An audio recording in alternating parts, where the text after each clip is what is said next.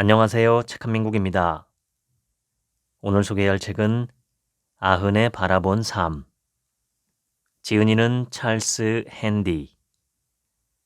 지은이 소개를 읽겠습니다. 세계 최고의 경영 사상가로 필립 코틀러, 톰 피터스와 함께 경영 사상가 명예의 전당에 이름을 올렸으며 피터 드러커로부터 천재적인 통찰력으로 학문적인 개념을 현실에 대입해 구현한 사람이라는 찬사를 받은 바 있다. 옥스퍼드 대학교 졸업 후 다국적 석유회사 쉘에 입사해 임원을 지냈으며 MIT 슬론 경영대학원 펠로우를 거쳐 런던 경영대학원에 MBA 과정을 설립했다. 이후 영국의 싱크탱크 역할을 하는 세인트 조지 하우스 소장과 왕립예술학회 회장을 역임했다. 이 책, 아흔에 바라본 삶은 2024년 12월 생을 마감한 찰스 핸디가 뇌졸중으로 투병하던 중 병상에서 남긴 유작으로 죽음을 앞두고 차분히 자신의 인생을 돌아보며 써내려간 단상들을 담고 있다. 오랫동안 경영 인적 자원을 연구해온 공로를 인정받아 2000년 영국 훈장을 수상했다. 하버드 비즈니스 리뷰에서 가장 훌륭한 논문을 쓴 저자에게 수여하는 맥킨지 상을 2회 수상했으며 텅 빈 레인코트로 올해의 경제평론가 상을 수상했다. 포춘과 비즈니스 위크에서 올해의 10대 경영서로 선정된 비이성의 시대를 비롯해 그의 책은 전 세계적으로 200만 부 이상 판매되었다. 들어가며 어느 날 아침 눈을 떠보니 비가 내리는 중에 간간히 햇살이 비치고 있었다. 겉보기엔 별다를 게 없는 하루였다. 그러나 내겐 달랐다. 왜냐하면 나는 이미 죽었어야 했기 때문이다. 몇 해 전 내가 뇌졸중에서 거의 회복했을 때 병원에서는 앞으로 2개월 안에 재발할 가능성이 매우 크고 그때는 생명이 위태로울 수 있다고 했다. 그 뒤로 매일 아침 잠에서 깨어나 눈을 뜨고 아직 살아있음을 깨닫는 것은 내게 대단히 놀라운 일이 되었고 나는 매번 아직 때가 되지 않았네 하며 안도했다. 성경에 나온 것처럼 나는 죽음의 골짜기를 거닐며 내 삶을 곰곰이 되돌아보고 깊이 생각할 시간을 충분히 가졌다. 전체적으로 봤을 때 충분히 만족스러운 삶이었다. 할 수 있었으나 하지 않은 일들이 있기는 하지만 반대로 하지 말았어야 했던 일들은 별로 없었다. 그 일들에 대해서는 관련된 사람들에게 사과했다. 그리고 그동안 내가 저지른 실수에 대해 스스로를 용서했다. 어쨌든 이 정도면 충분하다. 아주 즐거웠고 어떤 면에서는 너무 잘 살았던 삶이다. 그리고 이제 삶의 끝자락에 몇 달의 시간이 더 주어졌다는 사실이 얼마나 다행인지 모르겠다.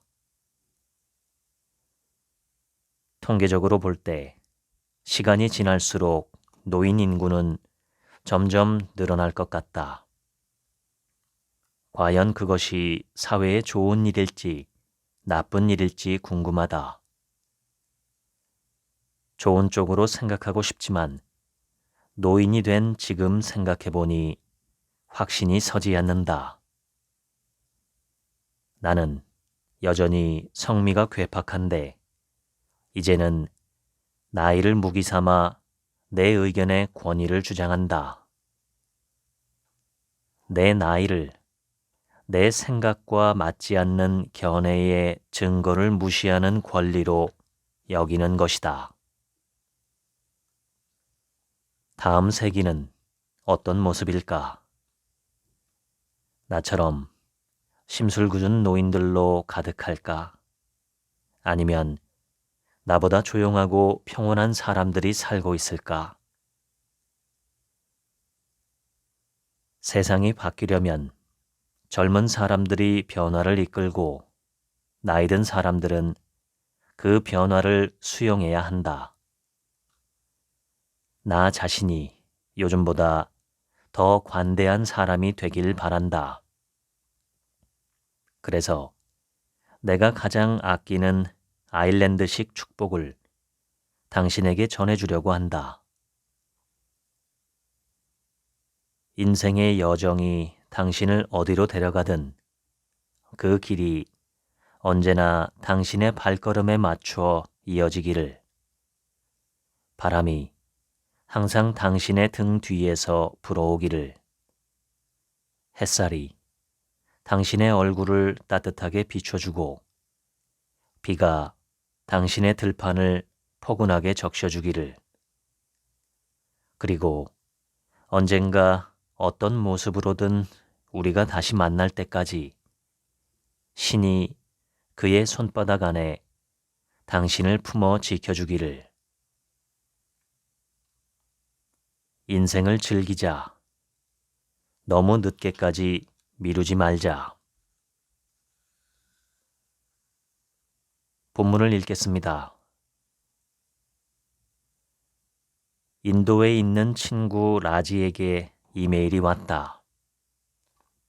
찰스, 뭄바이에 새로운 격언이 생겼네. 자네가 좋아할 것 같아 소개하네. 잘못한 기차가 때론 올바른 목적지로 데려다준다. 대학을 졸업한 뒤 나는 오랜 기간 안정적으로 근무할 수 있는 좋은 직장을 구해서 가족을 부양할 만큼의 돈을 벌겠다고 결심하고 다국적 석유회사 쉘에 지원했다. 관리자로서 그다지 유능하지 못했던 나는 경영 관련 서적을 한 무더기 샀다. 모두 미국 책들이었고 자리에 앉아 그 책들을 차근차근 읽기 시작했다. 하지만 곧 그 책들이 얼마나 형편없이 쓰였는지 또 얼마나 지루한지에 경악했다. 그러다가 문득 내가 훨씬 더 잘 쓸 수 있을 것 같다는 생각이 들었다. 책은 놀랍게도 큰 성공을 거뒀다. 출간된 지 한 달 만에 1만 부가 팔렸고 전 세계적으로 100만 부를 돌파했다. 이후 여러 출판사에서 새 책을 써달라는 제안이 쏟아졌고 그렇게 나는 작가가 되었다. 결국 나는 내가 좋아하는 일, 즉 글을 쓰고 이야기를 들려주면서 그 대가로 돈을 받는 삶을 살게 되었다. 나는 손주들에게 이렇게 말한다. 가정을 꾸리고 집을 사기 전인 20대에는 여러 가지를 시도해봐라. 실패해도 괜찮다. 그 실수들로부터 많은 것을 배우게 될 테니. 그리고 내 눈에 흥미로워 보이는 기차가 있다면 그저 올라타서 어디로 데려가는지 지켜봐라.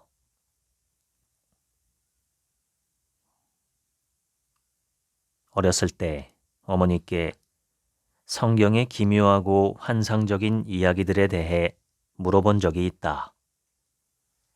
어머니는 이렇게 대답하셨다. 그냥 믿으렴. 이유는 필요 없단다.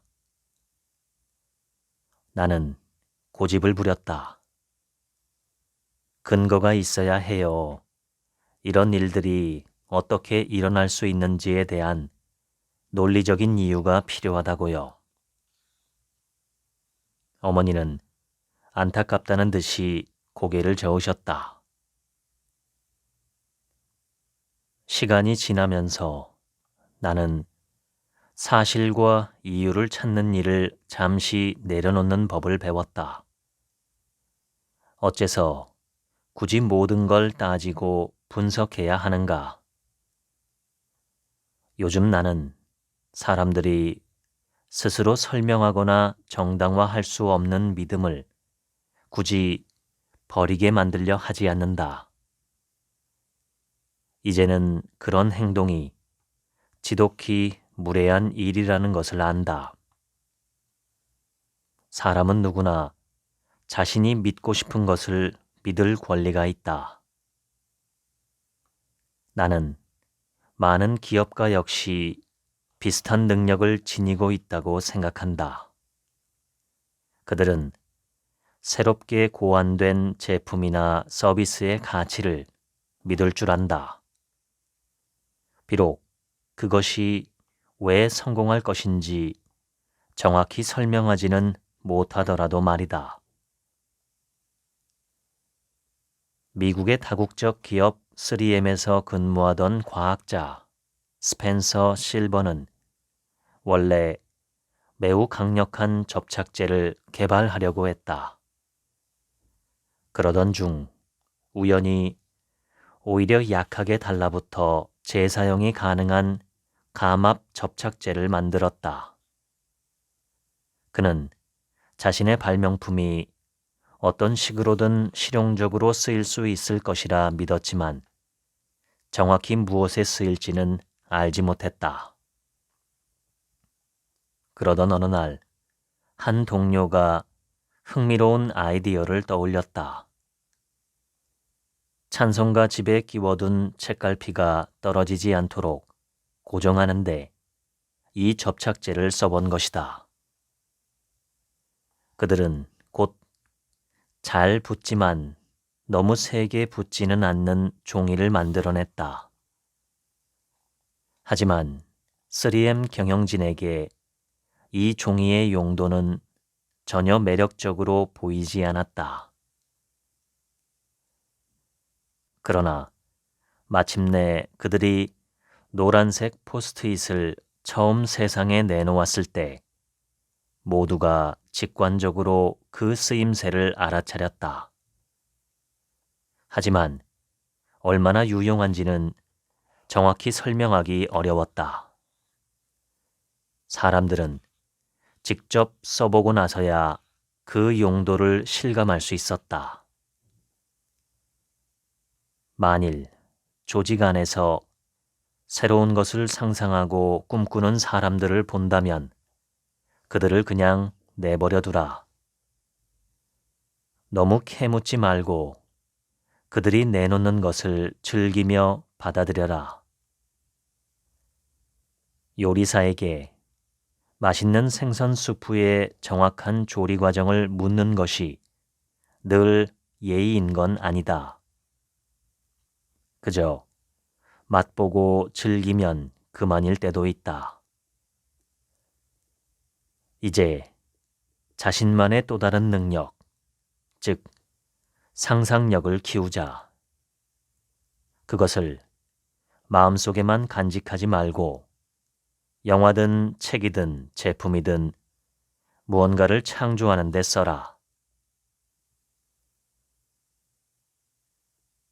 1650년 8월 잉글랜드, 스코틀랜드, 아일랜드 연방의 호국경 올리버 크롬웰은 스코틀랜드 교회의 완고한 장로들에게 다음과 같이 편지를 썼다. 그리스도의 마음을 담아 간청하니 여러분이 틀렸을 수도 있다는 가능성을 생각해 보시기 바랍니다. 제대로 된 교수가 되려면 온당한 의심이 반드시 필요하다. 그 의심이 모든 학문의 토대가 된다. 지금 존재하는 지식의 상태를 의심하고 그것을 발전시키려고 노력하는 태도에서 학문은 시작된다. 모든 교사에게 요구되는 가장 근본적인 덕목 역시 합리적인 의심을 드러내는 것이다. 즉, 자기 생각이 언제나 옳다고 믿지 않고 학생들이 제기하는 반론조차 열린 자세로 응해야 한다. 올리버 크로멜이 스코틀랜드 교회의 장로들에게 상기시키려 했듯이 온당한 의심은 종교의 근간이기도 하다. 의심이 전혀 없다면 믿음 또한 필요하지 않기 때문이다. 또한 온당한 의심은 일상적인 인간관계의 핵심이다. 때로는 의견이 다를 수 있다는 것을 인정하지 않는 사람과는 제대로 된 대화를 나눌 수 없다. 교수 시절 나는 경영학과 학생들에게 좋은 경영의 본질은 결국 상식이라고 끊임없이 말하곤 했다. 하지만 문제는 상식이라는 것이 실제로는 그다지 상식적이지도 않고 늘 현명하지도 않다는 점이다. 따라서 우리는 상식의 이의를 제기해야 하고 의심해야 한다. 어떤 해결책을 찾았다고 생각될 때 그것이 정말 최선인지 스스로 의심해보자. 이게 맞다고 단정하기보다 더 나은 방법이 있을지도 모른다고 생각하자. 가능하다면 스스로 적어도 2가지 이상의 다른 답안을 더 생각해보며 검증하는 훈련을 해보자. 온당한 의심은 강인함의 한 형태다. 자기 한계를 아는 조심성 있는 태도와 겸손한 마음이 함께하기 때문이다. 설령 내 생각이 옳다는 확신이 들더라도 적어도 마음속으로는, 그리고 가능하다면 공개적으로도 당신이 틀릴 수 있다는 사실을 인정하라.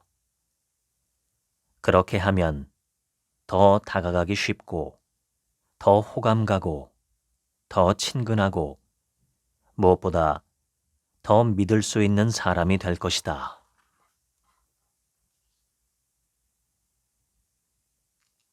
어느 날 침대에 누워 천장을 바라보고 있는데 천장 한쪽 구석에 갈색 얼룩이 눈에 들어왔다. 이런 큰일이군. 윗집 어딘가에서 물이 새는가 보네. 골치 아프게 생겼네. 일단은 무시하기로 했다. 내일쯤 어떻게 해보겠다는 생각이었다. 나는 의도적 눈 감기에 빠져 있었다. 이는 불편한 사실이나 나쁜 소식을 일부러 외면하는 태도를 말한다. 내게는 운동하는 친구가 2명이 있는데 한 명은 럭비 선수고 다른 한 명은 권투 선수다. 2 친구 모두 자신이 하는 스포츠가 얼마나 위험한지를 보여주는 수많은 통계에 전혀 영향을 받지 않는다. 대부분의 의사는 이런 의도적인 눈 감기가 얼마나 흔히 일어나는지를 잘 알고 있다. 특히 남성들에게 더하다. 내가 천장의 얼룩을 외면했듯 현실을 직시하고 싶지 않아 눈을 감아버린 순간, 그때 우리는 눈을 감고 이 상황이 사라지기를 바란다. 만일 자신의 삶에서 이런 현상을 발견했다면 즉시 멈춰야 한다. 그건 생각보다 훨씬 위험한 일이다. 솔직히 말하자면 그건 그냥 비겁한 행동이다. 적어도 내 경우에는 언제나 그랬다.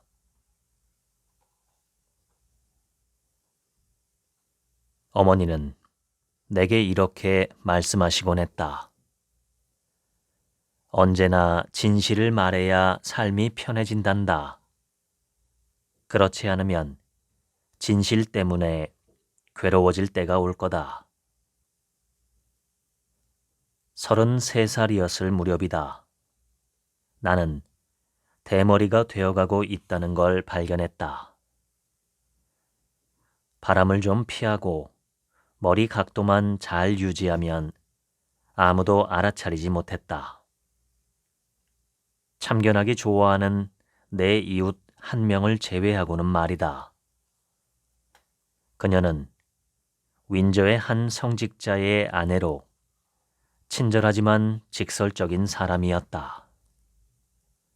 어느 날 그녀는 갑자기 무섭게 다그쳤다. 찰스, 당신이 대머리라는 거 알죠? 우리도 모두 알아요. 당신 나이에 머리털이 없다는 건 부끄러워할 일이 아니에요. 하지만 빗질로 가려서 대머리가 아닌 척하는 건 부끄러운 거예요. 아무도 속이지 못할 뿐더러 스스로 웃음거리가 될 뿐이에요. 그러지 말아요. 이발소에 가서 그 성가신 부분을 정리하고 솔직한 모습으로 다녀요. 노 부인이 전곡을 찌르는 바람에 도저히 어쩔 수 없었다. 결국 머리카락을 싹 잘라버렸다. 그러자 귀 바로 윗부분만 빼고 전부 벗겨진 머리 모양새가 그대로 드러났다. 그 모습에 익숙해지기까지 꽤 시간이 걸렸지만 솔직히 말해서 삶이 훨씬 편해졌다. 시간이 좀 더 흐르자 나 자신에게 충실해지고 있다는 느낌이 들었다. 무엇보다 아무도 그 차이를 알아차리지 못하는 것 같았다. 나는 이전에는 몰랐던 해방감을 느꼈다.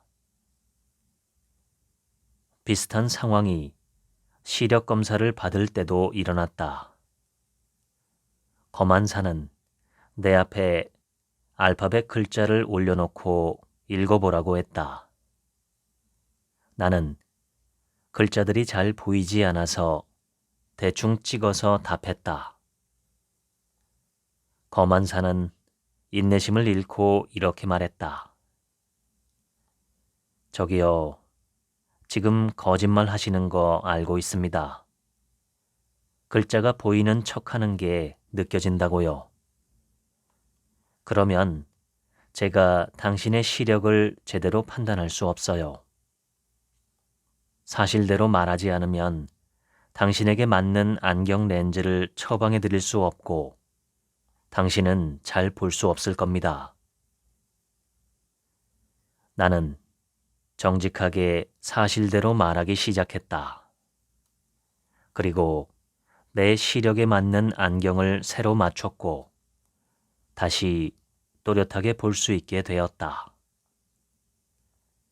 진실을 말한다는 것은 마음이 한결 가벼워지는 일일 뿐 아니라 실제로 시야를 더 맑게 해주는 일이기도 했다. 스스로 진실을 말해야 하고 다른 사람도 진실을 말하게 만들어야 한다. 그렇지 않으면 서로 신뢰할 수 없다. 신뢰가 없으면 모든 것이 멈춘다. 사실 아리스토텔레스가 꼽은 첫 번째 미덕도 바로 진실이다. 그 뒤를 잇는 덕목이 용기인데 그가 말하는 용기란 옳은 것을 지키는 도덕적 용기, 즉 결과가 어떻든 진실을 고수하는 마음을 뜻한다.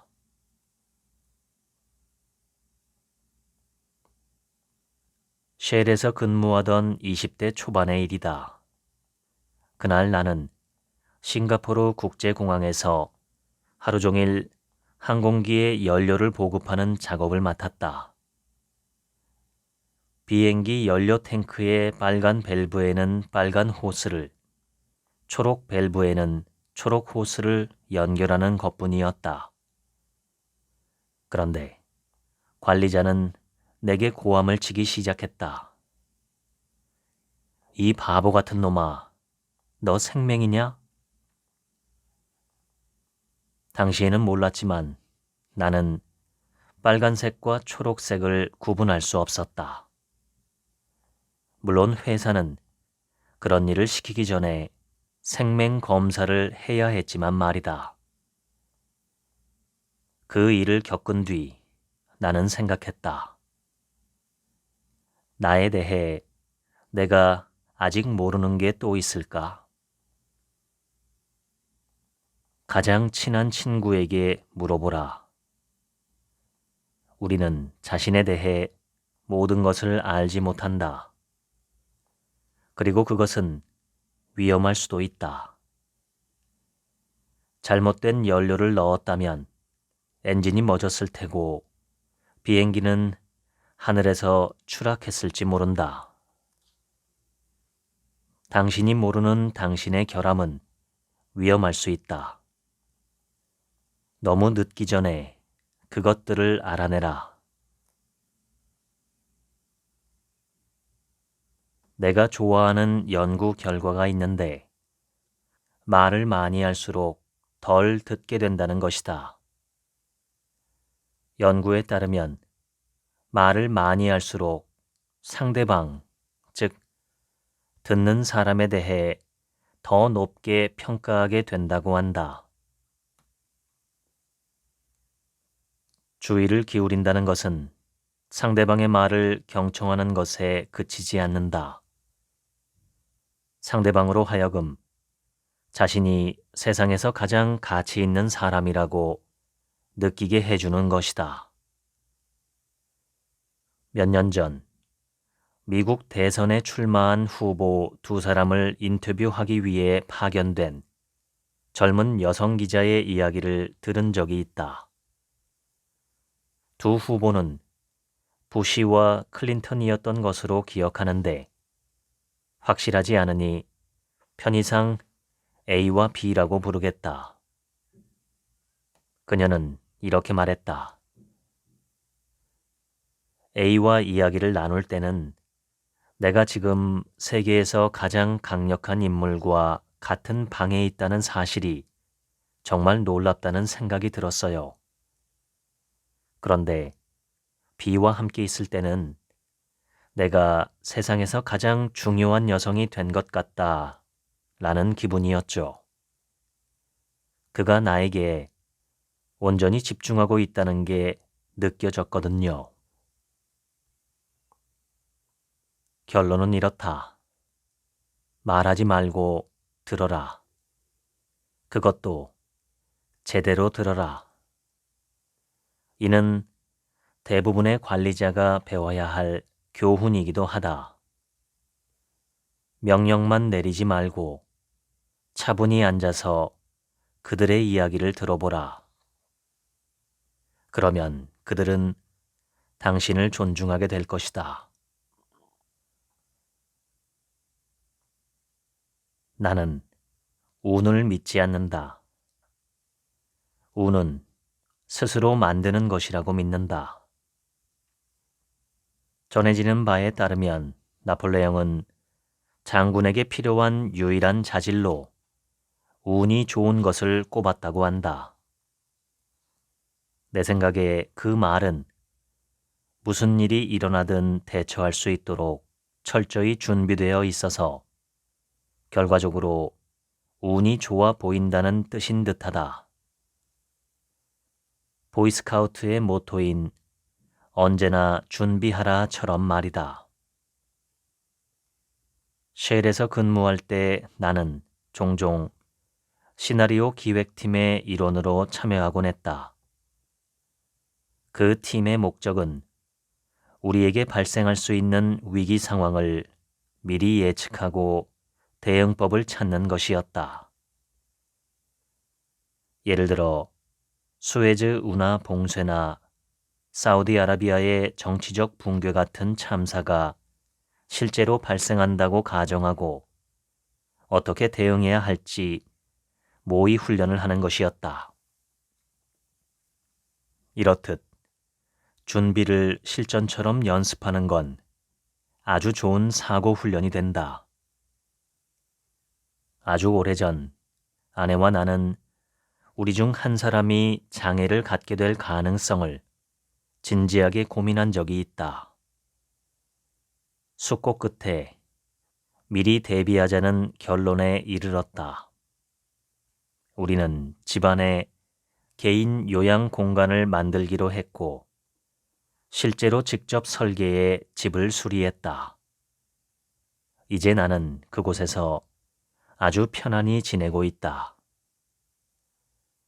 이 모든 것이 가능한 건 우리가 시간과 돈, 그리고 인내심과 건강이 있었을 때 미리 계획을 세워두었기 때문이다. 결국 나는 이 말을 하고 싶다. 준비하라.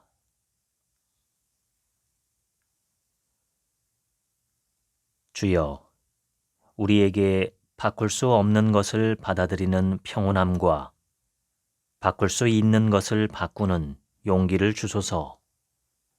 그리고 이 둘의 차이를 분별하는 지혜를 허락하소서. 이는 스토아 철학의 신조와 같다. 자신의 가치에 따라 영향을 미칠 수 있는 일에는 온 힘을 다하되 그럴 수 없는 일이라면 그것을 받아들이고 회복력을 키우라는 것. 바꿀 수 없는 것을 억지로 바꾸려 하지 말라는 것이다. 스토아 학파는 세상에는 자연과 삶의 질서를 이끄는 선한 힘, 즉 로고스가 있다고 믿었다. 로고스는 때로 운명이나 체계 또는 신이라고 불린다. 그들은 우리가 로고스의 흐름에 순응하는 법을 배워야 한다고 생각했다. 사람들은 종종 내 의견은 별로 중요하지 않을 거야 라고 생각하며 아무 말도 하지 않는다. 부디 이런 함정에는 빠지지 않기를 바란다. 누군가 말했듯이 세상에서 가장 나쁜 사람은 자신의 행동이 별다른 변화를 주지 못할 거라 생각해서 아무것도 하지 않는 사람이다.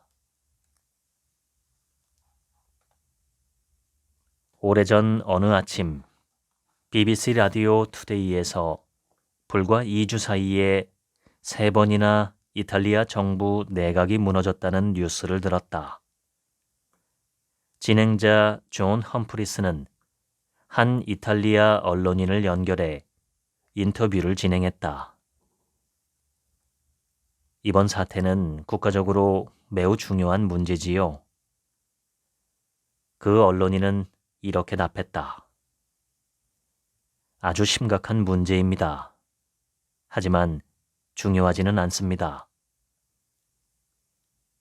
이탈리아 사람이라면 누구나 그가 그렇게 말한 이유를 이해했을 것이다. 이탈리아인의 생활은 국가보다 지역 공동체 중심으로 돌아가기 때문이다. 심각한 건 무엇일까? 나는 이탈리아인들이 중요하게 여기는 3F에 깊이 공감한다. 바로 family, 가족, friend, 친구, food, 음식이다. 이 세 가지가 잘 유지되면 어떤 일이 일어나도 인생은 계속된다. 나는 인생에서 중요한 것이 무엇이고 단지 심각한 일에 불과한 것이 무엇인지는 자신만이 결정할 수 있다고 생각한다. 물론 심각한 일들도 무시할 수는 없다. 하지만 중요한 일은 미뤄서는 안 된다. 그건 바로 가족, 친구, 음식, 이 세 가지다.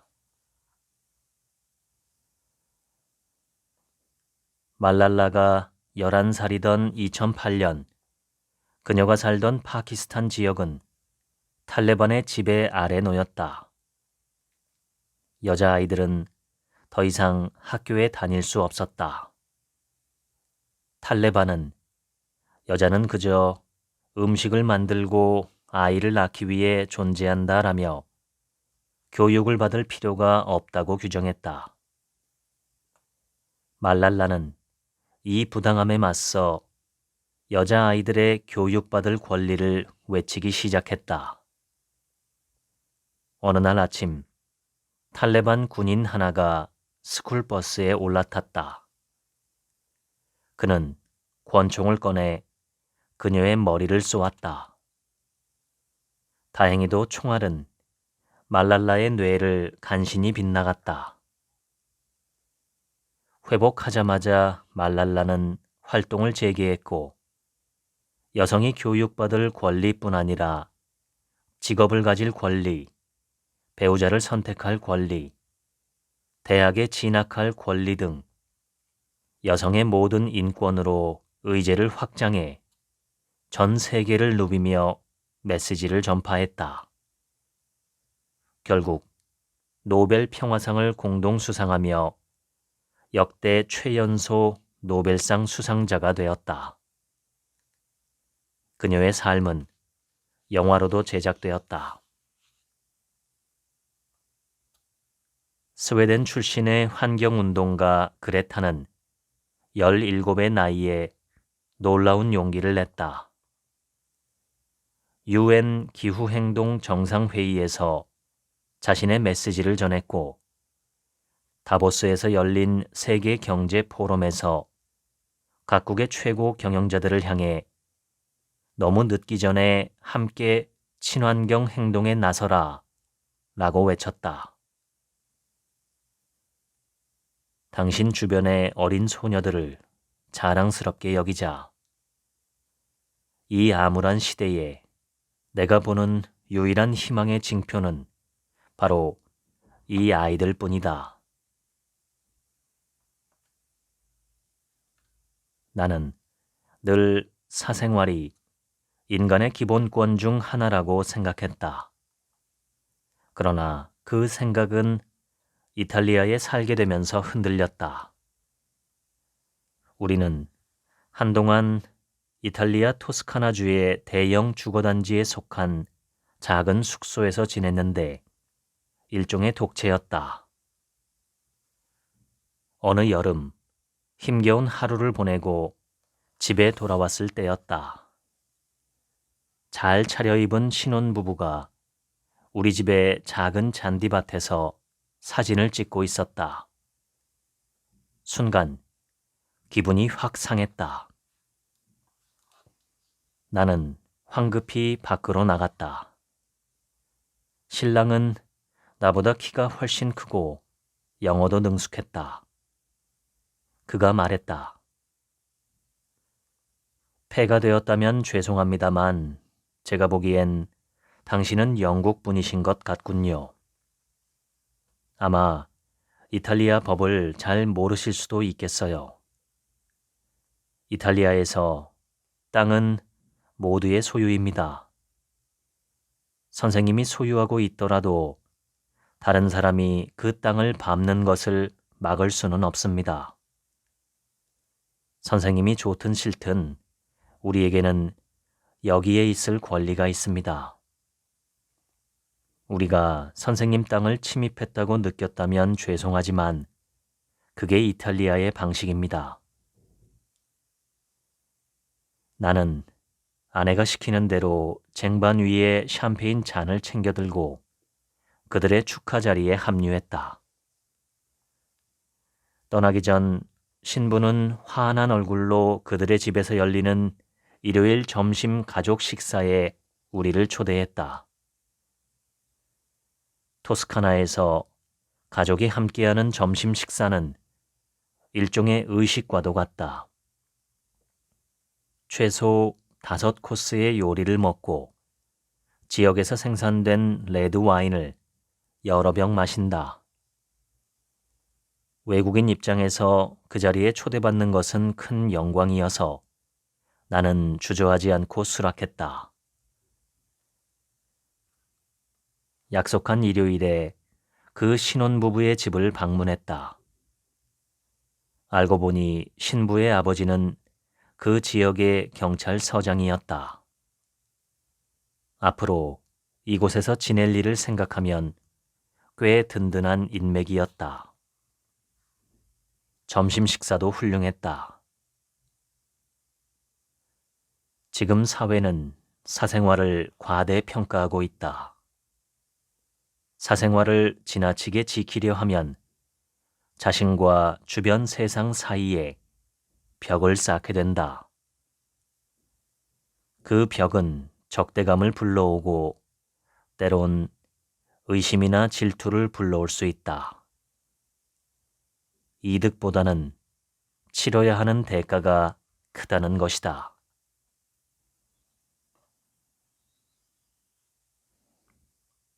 해병대는 모든 훈련 과정을 마친 후 반드시 사후 점검 회의를 여는데 그 자리에는 몇 가지 규칙이 있다.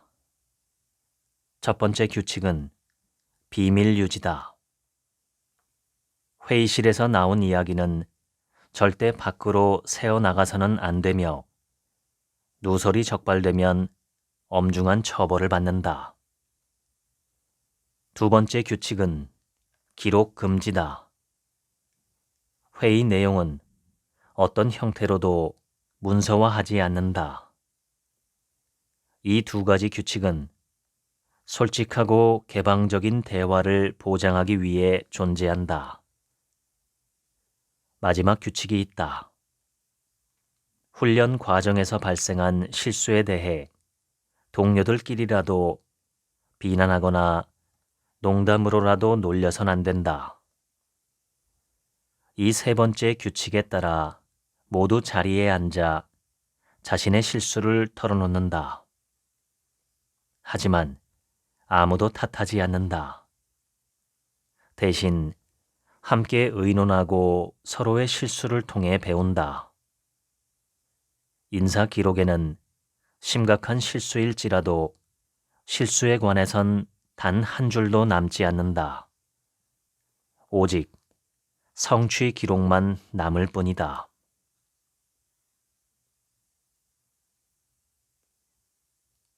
라틴어에서 유래한 길지만 매우 중요한 영어 단어가 있다. 바로 보조성을 뜻하는 subsidiarity다. 이 단어는 윗선의 권한을 아랫선에 맡기는 위임이라는 개념을 좀 더 길고 복잡하게 표현한 것이라고 할 수 있다. 보조성은 단순한 위임보다 훨씬 더 깊은 의미를 담고 있다. 보조성은 가톨릭 사회 교리의 중요한 원칙이기도 하다. 이때 보조성은 상위 기관이 본래 하위 기관이 스스로 내릴 수 있는 결정을 대신하는 것은 도덕적 질서에 어긋난다는 의미를 지닌다.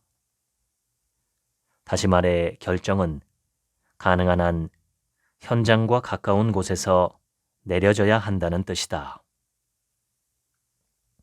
예를 들어 정부가 교사에게 어린아이들에게 가르치는 방식을 일일이 지시해서는 안 된다.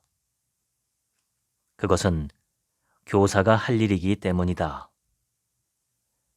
만일 교사가 그 일을 잘 해내지 못한다면 정부는 교육과 훈련을 받을 수 있도록 돕는 역할을 해야 한다. 코로나19 팬데믹 후반기에 영국 정부가 취한 조치가 좋은 사례다. 영국 정부는 국민에게 공공장소에서 마스크를 착용할 것인지 실내외 모임을 허용할지를 스스로 결정하도록 권고함으로써 보조성의 원리를 실행했다. 중요한 점은 개인의 선택권을 빼앗지 말아야 한다는 것이다. 모든 사람이 스스로 결정을 내리며 자신의 일을 해나갈 수 있다면 지금보다 훨씬 신나는 세상이 될 것이다. 권력의 중심에 있는 사람들은 모든 것을 통제하고 싶을 테지만 그들에게 다른 사람의 결정권을 가로채는 일은 부도덕하다는 것을 알려주어야 한다. 선택하는 행위는 성장과 발전에서 매우 중요한 부분이다. 물론 원한다면 조언을 구할 수 있다. 하지만 최종 결정은 자신이 내려야 한다. 차이와 다름이 더 나은 결정을 만든다. 영국의 마가렛 대처 총리와 미국의 에이브러햄 링컨 대통령을 생각해보자. 대처는 내각을 구성할 때 자신과 생각이 비슷한 사람들, 그녀의 표현을 빌리면 우리 편이 되어줄 사람들을 원했다. 그 결과 내각의 토론은 언제나 한 목소리를 냈다. 하지만 이런 방식은 결국 폭정으로 이어졌다. 폭정은 항상 재앙으로 끝나기 마련이다. 대처의 경우 여론이 좋지 않은 인두세 정책을 밀어붙인 끝에 내각 총사퇴라는 결과를 맞았다. 링컨은 정반대의 선택을 했다. 그는 이른바 라이벌 팀이라 불릴 만큼 다양한 의견을 가진 인물들로 내각을 구성했다. 그의 대통령 출마를 반대했던 사람들까지 포함해서 말이다. 덕분에 링컨은 다양한 역량과 의견을 가진 사람들과 일하며 끊임없이 도전받았고 더 나은 방향으로 폭넓은 논의가 가능해졌다. 미국의 존 F 케네디 대통령도 비슷한 교훈을 남겼다. 쿠바 피그스만 침공 사건 당시 케네디는 군 수뇌부 중심의 자문단 의견을 그대로 받아들였다. 그들은 만장일치로 침공을 지지했고 작전의 성공을 확신했다. 하지만 결과는 참담한 실패였다. 그러나 쿠바 미사일 위기 때는 달랐다. 러시아가 쿠바에 핵탄두 미사일을 배치하려는 순간 케네디의 동생 바비는 군 수뇌부 외의 사람들을 자문단에 포함시키자고 제안했다. 케네디는 훨씬 더 폭넓은 논의를 거쳐 미사일을 실은 러시아 함선을 철수하게 만들었고 인류는 핵전쟁의 문턱에서 돌아설 수 있었다. 자문단의 차이는 모든 것을 바꾸어 놓았고 재앙이 벌어질 가능성을 막았다. 약간의 차이, 서로 다른 의견이 만들어낸 결과였다. 신에게 보내는 마지막 편지. 신이시여, 당신에게 실망했다는 이유로 요즘 당신을 너무 매몰차게 대했던 것 같습니다. 나는 당신께 매번 도움을 청했지만 아무 일도 일어나지 않았습니다. 답이 떠오르지 않을 때는 나도 모르게 이렇게 생각하고 있더군요. 그건 신만이 아시겠지. 분명 당신은 알고 있지만 아무 말도 해주지 않습니다. 비틀거리다가 또다시 넘어질 때도 속으로 신이여 일으켜 주소서라고 기도하지만 역시 아무 일도 일어나지 않습니다. 그럴 때마다 저는 당신께 실망했습니다. 어린 시절 저를 지켜준 사람은 당신이었습니다. 당신의 규칙만 지키면 모든 일이 잘 될 거라 믿었습니다. 하지만 이제 그 규칙이 내가 누구인지, 이 세상에서 무엇을 해야 하는지는 설명해 주지 못합니다. 도움을 청하고자 하는 마음에 기도할 때면 그저 혼잣말을 하는 것 같습니다. 그런데 곰곰이 생각해 보니 그게 나쁜 일만은 아닙니다. 신학적인 관점에서 당신이 저를 당신의 형상처럼 창조했다면 어떤 의미에서 저는 당신과 같은 존재입니다. 그러니 내 삶에 대한 책임을 지는 것은 내 몫입니다. 모든 것을 당신에게 떠맡기고 실망한 끝에 비로소 깨달았습니다. 결국 내 몫이었던 겁니다. 저는 요즘 그리스 철학자들에게 마음을 빼앗겼습니다. 그들은 신의 존재나 인생의 신성한 목적에 대해 논하지 않습니다. 삶의 목적은 진정한 행복을 추구하는 것이라고, 타인을 돕기 위해 최선을 다하는 것이라고 했습니다. 그렇기에 신이시여, 죄송하지만 이제 더 이상 당신이 필요하지 않다는 결론에 이르렀습니다. 제 인생을 두고 당신에게 너무 많은 책임을 떠넘겼지만 이제는 제 몫을 스스로 감당해야 합니다. 당신이 저를 당신의 형상으로 창조했다면 분명 저도 할 수 있을 겁니다. 머지않아 저는 이 세상을 떠날 겁니다. 어디로 갈지는 모릅니다. 제가 왔던 별빛의 세계로 조용히 사라지겠지요. 영국 소설가 줄리언 반스는 이렇게 말했습니다. 나는 신을 믿지 않지만 신이 그립다. 예전에는 저도 그렇게 생각했지만 더 이상 당신이 그립지 않습니다. 혼자 힘으로 해낼 겁니다. 하지만 당신이 도와준다면 정말 감사히 여기겠습니다. 지금까지 아흔에 바라본 삶 읽어드렸습니다. 지금부턴 제 얘기입니다. 이 방송을 들으시는 당신께서는 혹시 자신이 몇 살까지 살 것이라고 예상하십니까?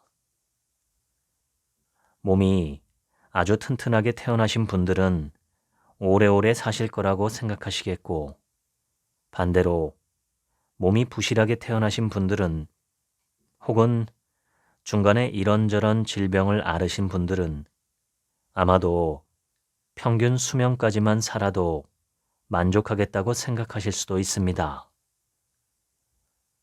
골골백세라는 말처럼 몸이 너무 튼튼한 사람들은 그것을 과신한 나머지 함부로 몸을 써서 일찍 죽고, 몸이 약하게 태어난 사람들은 자신의 약함을 인식하기 때문에 늘 조심스럽게 몸을 써서 오래 살기도 합니다.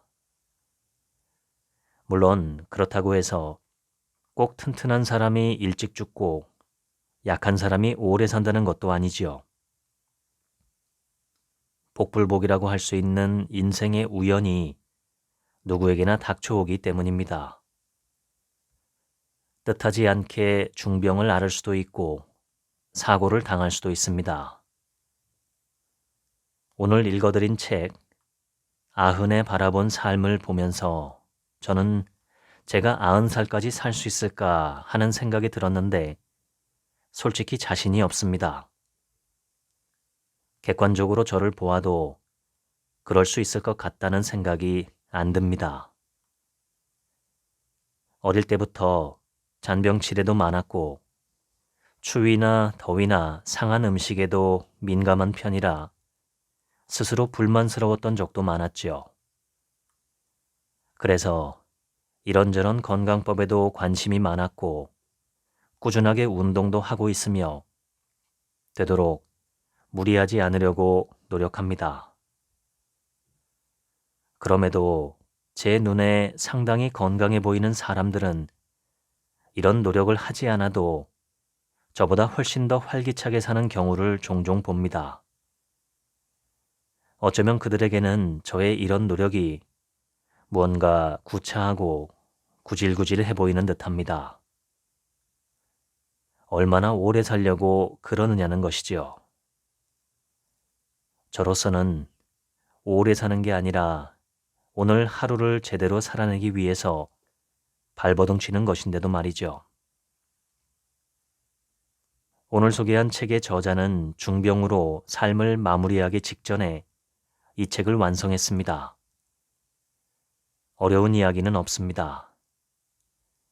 어떻게 하면 인생을 잘 살 수 있는지, 좋은 삶이란 무엇인지 개인의 느낌을 진솔하게 말하고 있습니다. 정말 삶을 잘 살았다고 할 수 있는 분들의 이야기를 듣다 보면 몇 가지 공통점이 느껴지는데 그 중에서도 가장 큰 공통점은 바로 조화로운 삶입니다. 나도 살고 남도 살고 세상도 살리는 삶. 나도 행복하고 남도 행복하고 세상도 더 나아지는 삶.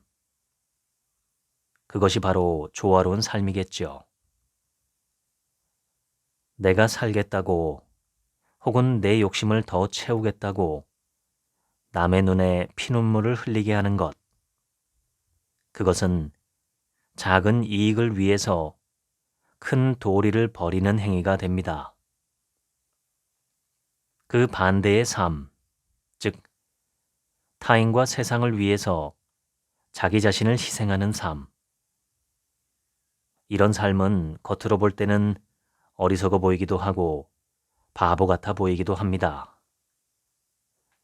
그런데 인간은 다른 모든 동물들과 다르게 참 특이하게도 신체적인 목숨보다 정신적 가치를 더 중요하게 생각하는 존재입니다. 모든 사람이 그렇다는 것은 아니지만 인류가 존경하고 사랑하는 수많은 위인들은 대부분 그랬습니다. 이것은 다시 말해 수많은 사람들이 그들처럼 살지는 못하지만 그래도 그러한 삶을 동경하고 높이 평가한다는 것을 보여줍니다. 어쩌면 우리는 무의식적으로 어떤 삶이 바람직한 삶인지 알고 있을지도 모릅니다. 그런데 의식적으로는 먹고 사는 일에 치여서 혹은 무자비한 경쟁에 쫓겨서 그렇게 살지 못하고 있을 뿐이지요. 먼저 살다 간 선배들의 이야기를 들으며 오늘을 어떻게 살아야 할 것인지 한 번쯤 당신께서도 생각해 보시면 좋겠습니다. 지금까지 책 한 민국의 하루치 생각이었습니다. 들어주셔서 감사합니다.